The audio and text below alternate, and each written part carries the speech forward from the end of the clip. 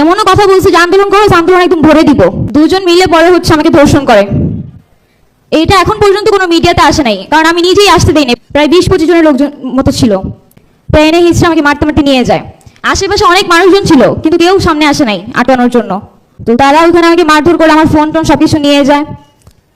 তারপর সে অফিসে নিয়ে যাওয়ার পর প্রত্যেকটা মানুষ হচ্ছে অনেক বাজে বাজে ভাবে কথাবার্তা বলছে, অনেক বাজে গালিগালাজ করছে, আমার ফ্যামিলি নিয়ে অনেক কথাবার্তা বলছে। এমনও কথা বলছে যে আন্দোলন করো, আন্দোলন একদম ভরে দিব। এইসব বাজে কথাও শুনতে হয়েছে। তো ওইখান থেকে হচ্ছে পরে লাস্ট মুহূর্তে সবাইকে বের করে দেয়। দুইজন ছিল, দুজন মিলে পরে হচ্ছে আমাকে ধর্ষণ করে।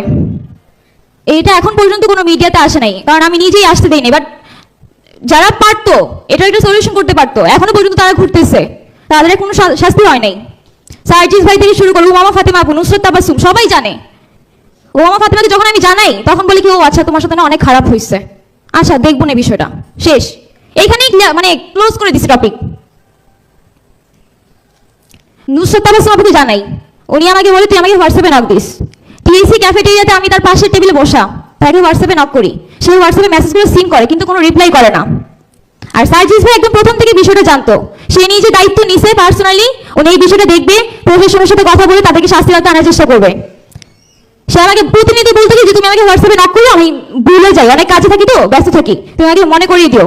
আমি প্রতিদিন তাকে হোয়াটসঅ্যাপে নক করতাম, ভাই আমার বিষয়টা কি দেখছেন, কিছু করছেন। সে হঠাৎ করে হচ্ছে প্রায় 1 মাস পর আমাকে মেসেজে রিপ্লাই দিল, প্রতিদিন মেসেজ সিন করে, কোনো রিপ্লাই নাই। একদিন হঠাৎ করে রিপ্লাই দিয়ে বললো কি আমি কাজে অনেক ব্যস্ত আছি, পরে তোমার এই বিষয়টা নিয়ে দেখবো। ঘটনা ওখানেই ক্লোজ করে দেয়। নভেম্বর 10 তারিখে আমি কনসিভ করি, এটাও জানানো হয়।